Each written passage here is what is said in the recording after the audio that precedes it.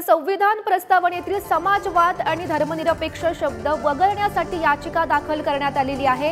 माजी खासदार सुब्रमण्यम स्वामींनी सर्वोच्च न्यायालयात या संदर्भात याचिका दाखल केली आहे। न्यायमूर्ती संजीव खन्ना, दीपांकर दत्ता यांच्या खंडपीठासमोर आता ही सुनावणी सुद्धा झालेली आहे आणि संविधानाची तारीख कायम ठेवत बदल शक्य अशी न्यायाधीशांची विचारणा आहे। इंदिरा गांधी पंतप्रधान असताना संविधानात समाजवाद आणि धर्मनिरपेक्ष शब्दांचा समावेश करण्यात आलेला होता। सर्वोच्च न्यायालयात पुढची जी सुनावणी आहे ती 29 एप्रिल रोजी आता होणार आहे। तर महत्त्वाची बातमी आपण सध्या पाहतोय,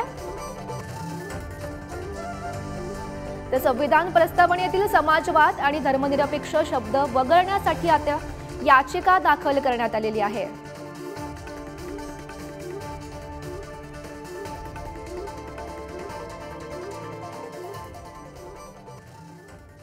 तर या संदर्भात बोलण्यासाठी भाजपचे प्रवक्ते अवधूत वाघ सध्या आपल्या सोबत आहेत। अवधूतजी, तुमचं पुढारी न्यूज मध्ये स्वागत। आपण पाहतोय की संविधान प्रस्तावनेतील समाजवाद आणि धर्मनिरपेक्ष शब्द वगळण्यासाठी सध्या याचिका दाखल करण्यात आलेली आहे। तुमचं या संदर्भात काय मत आहे? या देशामध्ये वेगवेगळ्या ठिकाणी आणि वेगवेगळ्या फोरमवर याचिका दाखल करण्याचे अधिकार सर्वांना आहेत। त्याप्रमाणे जर सुब्रमण्यम स्वामींनी याचिका दाखल केली असेल तर त्याबद्दल भारतीय जनता पक्षाने काही कमेंट करावी असं काही नाही। या याचिकेची सुनावणी सुप्रीम कोर्टात होईल। सुप्रीम कोर्ट तो निर्णय देईल, तो योग्यच असेल आणि तो आम्हाला मान्य असेल। आता घटनेमध्ये सेक्युलर हा शब्द जो आहे तो घटना ज्यावेळी तयार झाली, घटनापीठाने तयार केली, डॉक्टर परमपूज्य बाबासाहेब आंबेडकरांनी तयार केली, शब्द होता। सर्वात संशोधनाचा विषय असा आहे की तो आतमध्ये घातला कधी गेला आणि कोणी आणि कसा। कारण संसदेमध्ये घटना दुरुस्ती करण्यासाठी 2/3 बहुमत असल्यानंतर जर एखादा ठराव पारित झाला तरच तसं असू शकतं, परंतु आतापर्यंतच्या संसदेच्या इतिवृत्तामध्ये अशा प्रकारे घटना दुरुस्ती झाली असं काही कुठे रेकॉर्डमध्ये नाहीये। परंतु इमर्जन्सीमध्ये ज्यावेळी सर्व खासदारांना, सर्व नेत्यांना तुरुंगात टाकलं होतं त्यावेळी काँग्रेसने लोकसभेमध्ये असा एखादा ठराव पास करून घेऊन मागच्या दाराने सेक्युलर हा शब्द संसदेच्या त्याला आपण असं म्हणू शकतो घटनेमध्ये टाकला असावा अशी शक्यता आहे। आता हा सेक्युलर हा शब्द हा संपूर्णपणे परदेशी आहे। सेक्युलरचा अर्थ आहे धर्मनिरपेक्षता। आपण सर्व धर्म समभाव म्हणतो। सेक्युलर हा शब्द निधर्मीशी जवळकी साधणारा आहे, म्हणजेच धर्म न मानणं। परंतु या देशामध्ये हिंदू, बौद्ध, जैन, शीख हे 4 मोठे धर्म या देशात रुजले आणि उदयाला आले।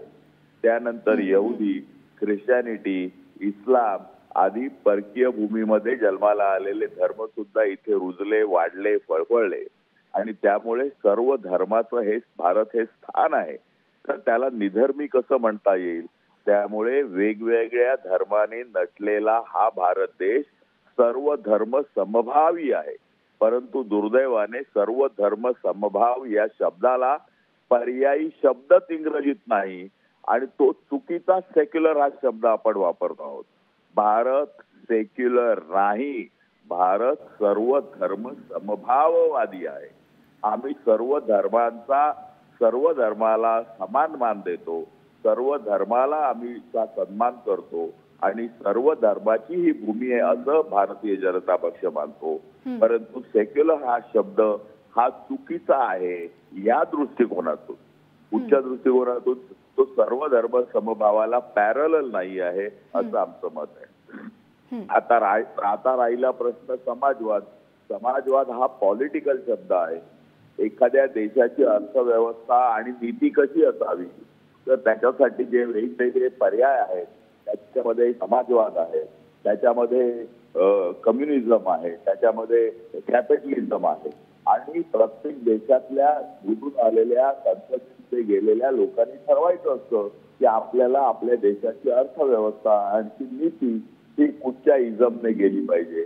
मला असं वाटतं की लोकांना समोर ठेवून, दरिद्री नारायणाला समोर ठेवून, गरीबातल्या गरीब माणसाला डोळ्यासमोर ठेवून या देशातील सर्वात रांगेत सर्वात मागे असलेल्या लोकांच्या उत्थानासाठी, कल्याणासाठी काम करणारी नीती जी असेल नक्कीच अवधूतजी आपल्यासोबत काँग्रेसचे प्रवक्ते राजू वाघमारे सुद्धा आहेत. राजूजी, आपण सध्या पाहतोय तुमचं या संदर्भात काय मत आहे? कारण इंदिरा गांधी पंतप्रधान असताना खरं तर संविधानात समाजवाद आणि धर्मनिरपेक्ष शब्दांचा समावेश करण्यात आलेला होता. एक लक्षात घ्या की समाजवाद आणि धर्मनिरपेक्षता म्हणजे सेक्युलरिझम हा जो शब्द आणि याच्याबद्दल एवढं बीजेपीच्या लोकांकडून बडबड केली जाते, हे काही नसून फक्त काँग्रेस द्वेष आणि इंदिरा गांधींचा द्वेष हा एकच याच्या पाठीमागचं कारण आहे. कसं ते बघा की जर आपण म्हणतोय की धर्मनिरपेक्षता, याचा अर्थ असा नाही की आपण कुठचाही धर्म मानायचा नाही. आणि कॉन्स्टिट्यूशन मध्ये, संविधानामध्ये परमपूज्य डॉक्टर बाबासाहेब आंबेडकरांनी आर्टिकल 25, 26 आणि 27 हे जर आपण वाचलं तर त्याच्यामध्ये स्पष्ट लिहिलेलं आहे की प्रत्येक जण कोणत्याही धर्माचा स्वीकार करू शकतो, त्याची प्रॅक्टिस करू शकतो, त्याच्याप्रमाणे वागू शकतो, त्याला पुढे नेण्याचे प्रयत्न करू शकतो आणि सगळे धर्म समान आहेत. हे 25, 26, 27 मध्ये आहे. त्याच्यामुळे सेक्युलरिझमला एवढं आपण जे म्हणतोय की तो शब्द आपल्या भारतीय संस्कृतीला योग्य नाही, त्याचा अर्थ काय आहे?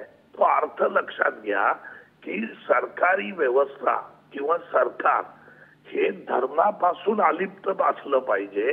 आणि ते अलिप्त केव्हा असेल की ज्यावेळी ते अलिप्त राहिल्यामुळे सगळे धर्म समान होतील. म्हणजे सरकार कोणत्याही धर्माचा आधार घेऊन राज्य करू शकत नाही, तर त्यांनी सगळ्या धर्माला समान लेखलं पाहिजे. हा सेक्युलरिझमचा अर्थ आहे. तुम्ही न्यूट्रल राहिलं पाहिजे ऍज अ सरकार. आणि 25, 26, 27 मध्ये पण हेच आर्टिकल मध्ये ऑलरेडी आहे. त्याच्यामुळे त्याच्याबद्दल एवढा वाद करण्याचं कारण नाही.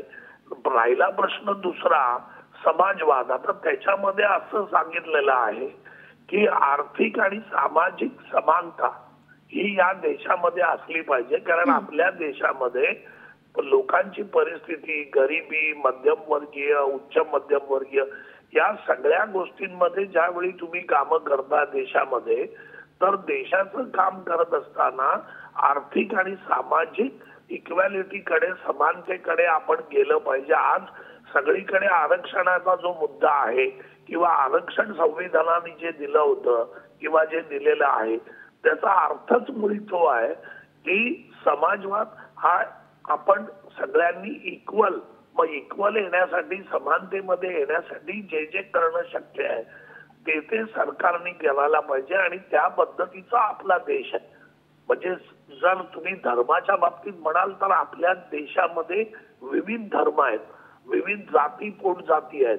हा विविधतेने भरलेला जो देश आहे, या देशाला जर आपल्याला एकत्र ठेवायचं आहे तर तो एकत्र ठेवत असताना या देशामध्ये सत्तेत असणारी कोणताही पक्ष किंवा कोणतेही पक्ष मिळून जरी त्या सत्तेत आले तरी त्यांनी कोणत्याही धर्माच्या आधारावर सत्ता गाजवता कामा नये, सत्ता पुढे नेता कामा नये. त्यामुळे त्यांनी न्यूट्रल राहिलं पाहिजे. त्यांनी याच्यापासून दूर राहून सगळ्या धर्मांना समानतेने वागणूक देऊन त्या पद्धतीने हा देश चालला तर धर्मामध्ये भांडणं होणार नाही. राजूजी, आपल्यासोबत भाजपचे प्रवक्ते अवधूत वाघ सुद्धा आहेत. त्यांचं असं म्हणणं आहे की धर्मनिरपेक्ष म्हणजे विविध धर्मांचा एकत्रित सन्मान. तर आपण नेमका धर्मनिरपेक्षाचा अर्थ काय सांगू शकतो? तुमचं याबाबत काय मत आहे?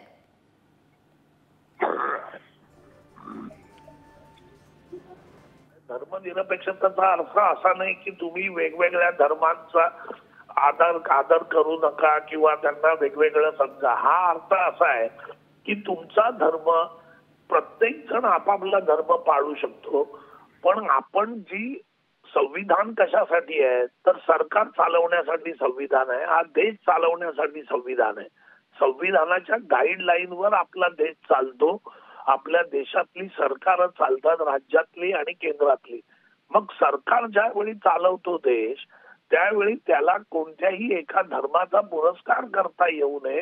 त्यांनी न्यूट्रल राहिलं पाहिजे, तरच या देशातील सगळ्या धर्मांना समान वागणूक मिळेल. हा त्याच्या पाठीमागचा हेतू आहे. त्याच्यामुळे शब्दछळ करण्याच्या ऐवजी आर्टिकल 25, 26, 27 जरी वाचलं तरी याचा उल्लेख ऑलरेडी त्याच्यामध्ये आलेला आहे. त्याच्यामुळे सेक्युलरिझम जो प्रकार आहे याचा अर्थच तो मुळी आहे की याच्यामध्ये सगळ्या धर्मांना समान वागणूक आणि सगळ्या कोणत्याही धर्माचा अनादर न करता प्रत्येकाला आपापला धर्म पाळण्याची, जोपासण्याची आणि पुढे नेण्याचं पूर्ण स्वातंत्र्य या संविधानाने आणि या सेक्युलर शब्दाने आपल्याला दिलेलं आहे. त्याच्यामुळे सेक्युलर म्हणजे निधर्मी किंवा सेक्युलर मध्ये नास्तिक असं काही होत नाही. अवधूतजी, तुमची यावर काय नेमकी प्रतिक्रिया आहे? हे बघा, मी अतिशय स्पष्टपणे सांगितलेलं आहे की हा भारत सर्व धर्म समभावाची कालही पुरस्कर्ता होता, आजही आहे आणि उद्याही राहील. कारण हाच एकमेव असा देश आहे की ज्या देशामध्ये जगातील सर्व धर्म गुण्या गोविंदाने नांदतात आणि या देशामध्ये 80% हिंदू असलेले जे लोक आहेत ती उदारमतवादी आहेत. या देशामध्ये अनेक प्रकारच्या नीती ज्या आहेत, आता ज्यावेळी आर्थिक नीतीची मी ज्यावेळी गोष्ट करतो त्यावेळी अनेक नीती या पुढे आलेल्या आहेत.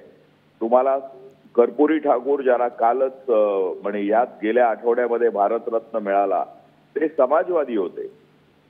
परंतु त्याचबरोबर ज्या लालकृष्ण अडवाणींना भारतरत्न मिळाला त्यांचे आर्थिक विचार अधिक वेगळे होते. पी.व्ही. नरसिंहराव ज्यांना काँग्रेसने ज्यांचं पार्थिव त्यांच्या हेड ऑफिस मध्ये आणायला नकार दिला, ते काँग्रेसचे नेते आणि माजी पंतप्रधान, त्यांचे विचार आर्थिक नीतीवर वेगळे होते. प्रत्येक वेगवेगळे विचार असलेले हे नेते बघा, एक योगायोग बघा, या तिन्ही नेत्यांना एकाच वर्षी भारतरत्न या देशामध्ये मिळू शकतो. याचा अर्थच असा की वेगवेगळे विचार असलेली लोक सुद्धा आर्थिक प्लॅटफॉर्मवर वेगवेगळे विचार असलेले लोक सुद्धा या देशातील सर्वोच्च बहुमान प्राप्त करू शकतात. मला असं वाटतं की आर्थिक धोरण हे कालानुरूप बदलायला पाहिजे, बदलत गेलं पाहिजे आणि हे बदलण्याची आवश्यकता पण असते. नक्कीच अवधूतजी, तुमचा मुद्दा आमच्यापर्यंत पोहोचलेला आहे. धन्यवाद तुम्ही दिलेल्या या माहितीसाठी. आणि राजूजी, तुमचेही धन्यवाद, तुम्ही पुढारीशी बातचीत केली त्यासाठी.